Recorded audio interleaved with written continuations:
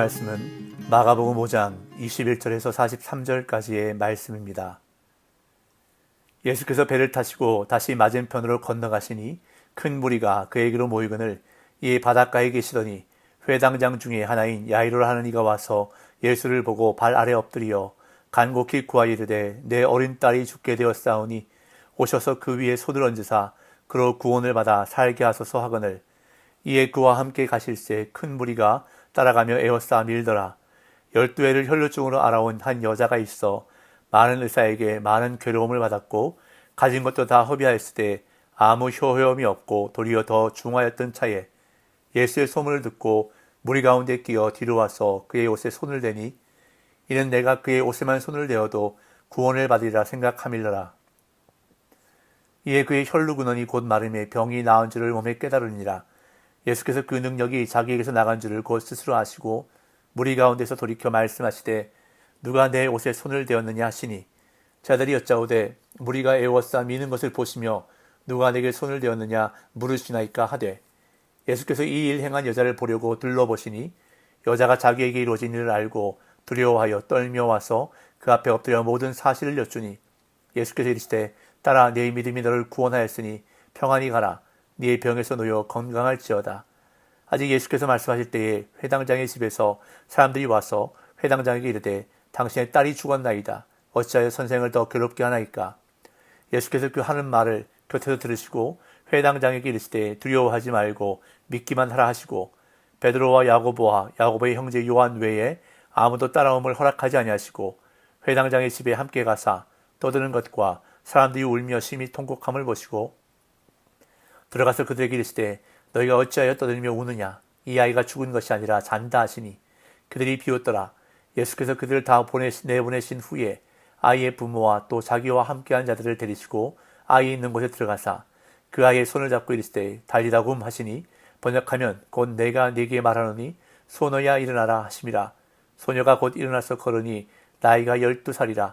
사람들이 곧 크게 놀라거늘 예수께서 이 일을 아무도 알지 못하게 하라고 그들을 많이 경계하시고 이에 소녀에게 먹을 것을 주라 하시니라. 아멘. 오늘 본문에는 마가복음의 특징 가운데 하나인 샌드위치 기법이 나타나고 있습니다. 이는 유사한 이야기를 서로 연결시켜 주제를 강조하는 방법인데 21절부터 24절까지는 야이로의 어린 딸 이야기가 그리고 25절부터 34절까지는 12해를 혈루증으로 알아온 여인의 이야기가 그런 다음 35절부터 43절까지는 다시 야이로의 어린 딸 이야기가 등장하고 있습니다. 야이로의 어린 딸 이야기 사이에 12해 동안 혈루증을 알아온 여인의 이야기가 들어있는 이 구조를 통해 마가는 예수님의 치유 능력을 강조하고 있습니다. 그럼 먼저 야이로의 어린 딸 이야기부터 살펴보도록 하겠습니다. 21절에서 24절입니다.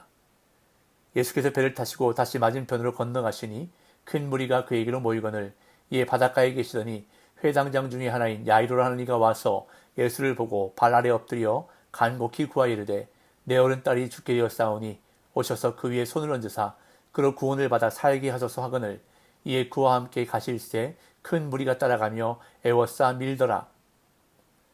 당시 예수님이 가시는 곳마다 많은 사람들이 모여들었습니다. 예수님의 소문을 듣고 병을 낫고자 하는 사람들과 기적을 보고 싶어하는 수많은 사람들이 예수님을 따라다녔습니다. 오늘 본문에서도 큰 무리가 예수님께 모였다고 하는데요. 그때 큰 무리 가운데 한 사람이 예수께 나아옵니다. 마태복음에는 그저 관리라고 소개하지만 마가복음과 누가복음에는 다 이 사람을 회당장 야이로라고 소개하고 있습니다. 당시 유대 사회에서 회당이 차지하고 있는 비중을 생각해 볼 때 회당장은 사람들의 존경을 받을 뿐만 아니라 영향력이 큰 지위였습니다. 회당장은 예배를 감독하고 성경 두루마리를 관리하며 회중이 율법을 충실하게 지킬 수 있도록 독려하고 구제 물품을 분배하고 학교를 운영하였습니다.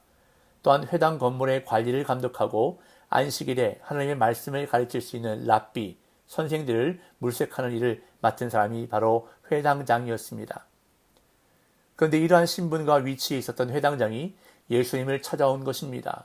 이것은 당시 사회의 분위기나 역사를 살펴볼 때 거의 불가능한 일이라 할 수 있습니다. 당시 유대 종교 지도자들은 예수님을 메시아로 인정하지 않았고 또한 예수님은 정통 랍비 출신도 아니었기 때문입니다.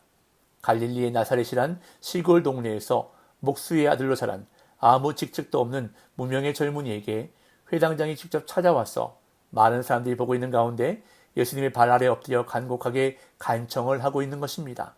사랑하는 애동딸을 살릴 수만 있다면, 그 은혜를 받을 수만 있다면 야이로에게는 아무것도 문제가 되지 않았던 것입니다. 그리하여 야이로는 예수님을 자신의 집으로 모시고 가게 됩니다. 그런데 집으로 가는 도중에 한 사건이 일어납니다. 그것은 바로 12년 동안 혈루증을 앓고 있었던 여인이 예수님의 옷에 손을 대는 사건이었습니다. 25절에서 29절. 12회를 혈루증으로 앓아온 한 여자가 있어 많은 의사에게 많은 괴로움을 받았고 가진 것도 다 허비하였으되 아무 효용이 없고 도리어 더 중하여졌던 차에 예수의 소문을 듣고 무리 가운데 끼어 뒤로 와서 그의 옷에 손을 대니 이는 내가 그의 옷에만 손을 대어도 구원을 받으리라 생각함일러라. 이에 그의 혈루 근원이 곧 마름에 병이 나은 줄을 몸에 깨달으니라. 이 여인이 앓고 있었던 혈루증이라는 병은 여성이 한 달에 한 번씩 생리적으로 출혈하는 것이 아니라 불규칙하게 출혈이 지속되는 병을 말합니다. 오늘날 의학이 발달한 시대에서도 여성에게 힘들고 고통스러운 병인데 이 당시에는 어땠을까요? 무려 12년 동안 많은 의사들을 찾아다녔지만 가진 돈은 다 허비하고 아무 효험도 없이 더 중하여졌다, 많은 괴로움만 받았다고 오늘 본문은 기록하고 있습니다. 그런데 이 여인은 육체적으로도 힘들었을 뿐만 아니라 정신적으로도 사회적으로도 큰 고통을 겪었을 것입니다. 왜냐하면 그 병은 부정한 병이었기 때문입니다. 구약성경 레위기 15장에 보면 혈루증과 같은 종류의 병을 가리켜 유출병이라고 말하는데 유출병 환자는 사람을 만지면 안 되었습니다. 왜냐하면 접촉하는 것마다 만지는 것마다 다 부정해지기 때문입니다. 그래서 사람들 가까이 가서는 안 되었습니다. 늘 부정한 사람, 불결한 사람으로 낙인 찍혀 살아야 했던 것입니다. 그런데 이 여인이 예수님의 소문을 듣고 찾아온 것입니다. 많은 사람들이 모여있는 곳에 와서는 안 되었지만 예수님의 옷에만 손을 대어도 나을 수 있을 것이라는 믿음을 가지고 무리 가운데 끼어들어와 예수님의 옷에 손을 댄 것입니다. 그러자 놀라운 일이 일어났는데 혈루의 근원이 말라 병이 나왔습니다. 그런데 이때 예수님이 갑자기 누가 내 옷에 손을 대었느냐라고 말씀하십니다. 30절에서 34절. 예수께서 그 능력이 자기에게서 나간 줄을 곧 스스로 아시고 무리 가운데서 돌이켜 말씀하시되 누가 내 옷에 손을 대었느냐 하시니 제자들이 여짜오되 무리가 에워싸 미는 것을 보시며 누가 내게 손을 대었느냐 물으시나이까 하되 예수께서 이 일 행한 여자를 보려고 둘러보시니 여자가 자기에게 이루어진 일을 알고 두려워하여 떨며 와서 그 앞에 엎드려 모든 사실을 여쭈니 예수께서 이르시되 딸아 네 믿음이 너를 구원하였으니 평안히 가라 네 병에서 놓여 건강할지어다. 오늘 본문을 보면 이 사건 당시 많은 사람들이 예수님을 에워싸고 있었기 때문에 예수님의 몸에 손을 댄 사람이 한두 사람이 아니었을 것입니다. 많은 사람들이 예수님의 옷을 스쳐 지나갔을 것이고 또한 사람들에게 밀려서 본의 아니게 예수님을 만진 사람도 많았을 것입니다. 그렇기 때문에 누가 내 옷에 손을 대었느냐라는 예수님의 질문은 제자들을 황당하게 만들었습니다. 그래서 무리가 에워싸 미는 것을 보시며 누가 내게 손을 대었느냐 물으시나이까 라고 제자들은 짜증이 섞인 투로 말했습니다. 그러나 예수님은 그 여인을 찾고 계실 것이었습니다. 예수님의 옷에만 손을 대어도 병이 나을 것이라는 믿음을 행동으로 실천했던 그 여인을 둘러보고 찾으신 것입니다. 그러자 여인은 자기에게 이루어진 일을 알고 두려워하여 떨며 와서 그 앞에 엎드려 모든 사실을 여쭈었고 이 예수님은 딸아 네 믿음이 너를 구원하였으니 평안히 가라 네 병에서 놓여 건강할지어다라고 말씀해 주셨습니다. 그런데 예수님이 말씀하실 때에 회당장의 집에서 사람들이 와서 회당장의 딸이 죽었다는 소식을 전했습니다. 35절 38절. 아직 예수께서 말씀하실 때에 회당장의 집에서 사람들이 와서 회당장에게 이르되 당신의 딸이 죽었나이다. 어찌하여 선생을 더 괴롭게 하나이까.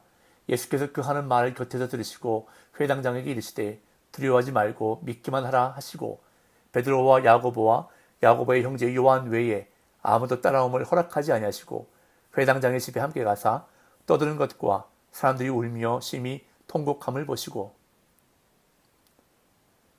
야이로에게는 하늘이 무너져 버리는 것 같은 소식이었습니다. 마지막 남은 희망이 사라져 버리는 순간이었습니다. 그런데 예수님은 야이로에게 이렇게 말씀하십니다. 두려워하지 말고 믿기만 하라. 왜 이렇게 말씀하셨을까요? 두려움은 믿음이 없을 때 생기는 것이기 때문입니다. 야이로가 예수님에 대한 믿음이 있었을 때는 기다리면서도 두려워하지 않을 수 있었습니다. 여인이 손을 대는 사건으로 비록 시간은 지체되었지만 예수님께서 분명히 딸을 살리실 것이라는 믿음이 있었기 때문에 두려움을 내쫓은 것입니다. 그런데 딸이 죽었다는 소식을 듣는 순간 믿음이 무너집니다. 그러자 바로 두려움이 야이로의 마음과 생각을 사로잡게 된 것입니다. 그래서 예수님은 야이로에게 두려워하지 말고 믿기만 하라고 말씀하신 것입니다. 그런 다음 예수님은 베드로와 야고보와 요한과 함께 회당장 야이로의 집으로 가셨습니다. 집에 도착해보니 이미 장례가 시작되고 있었습니다. 사람들이 심히 울며 통곡했습니다. 그러나 예수님은 아이가 죽은 것이 아니라 잔다고 말씀하셨습니다. 39절에서 43절. 들어가서 그들에게 이르시되 너희가 어찌하여 떠들며 우느냐? 이 아이가 죽은 것이 아니라 잔다 하시니 그들이 비웃더라. 예수께서 그들을 다 내보내신 후에 아이의 부모와 또 자기와 함께한 자들을 데리시고 아이 있는 곳에 들어가사 그 아이의 손을 잡고 이르시되 달리다굼 하시니 번역하면 곧 내가 네게 말하노니 소녀야 일어나라 하심이라. 소녀가 곧 일어나서 걸으니 나이가 12살이라. 사람들이 곧 크게 놀라고 놀라거늘 예수께서 이 일을 아무도 알지 못하게 하라고 그들을 많이 경계하시고 이에 소녀에게 먹을 것을 주라 하시니라. 아이가 죽은 것이 아니라 잔다는 예수님의 말씀에 사람들은 비웃었습니다. 그러나 예수님은 비웃는 그들을 다 내보내신 후에 딸이 있는 곳에 들어가셔서 기적을 베푸셨습니다. 딸의 손을 잡고 달리다굼 하시며 일으키시니 딸이 살아났던 것입니다. 여기서 예수님이 사용하신 달리다굼이라는 말은 당시 일반적으로 사용하던 아람어를 그대로 옮겨 적은 것입니다. 그래서 헬라어 독자들에게 그 뜻을 번역해 준 것입니다. 그런데 이 말은 당시 가정에서 엄마들이 아이들을 깨울 때 썼던 말입니다. 예수님은 진짜 잠에서 깨우듯이 딸을 깨워 일으키신 것이었습니다. 오늘 본문을 통해서 우리는 야이로의 기다리는 믿음에 대해서 주목해 볼 필요가 있습니다. 혈루증을 앓고 있던 여인이 예수님의 옷을 만졌던 사건이 진행되는 동안 제일 애가 탔던 사람은 바로 야이로였을 것입니다. 사랑하는 외동딸이 곧 죽게 되는 상황에서 야이로에게는 1분 1초가 다급했을 것입니다. 그러나 야이로는 예수님께 불평하지 않았습니다. 빨리 가자고 보채지도 않았습니다. 기다리게 하시는 예수님 앞에서 묵묵히 아무 말 없이 예수님이 움직이실 때까지 기다리고 있었던 것입니다. 이처럼 하나님이 기다리게 하실 때에 기다릴 줄 아는 저와 여러분들 되시기를 간절히 소망합니다. 하나님께서 반드시 하실 것임을 믿음으로 기다릴 때에 하나님의 때에 하나님의 방법으로 이루실 놀라운 은혜를 경험하게 되시기를 예수님의 이름으로 축복합니다.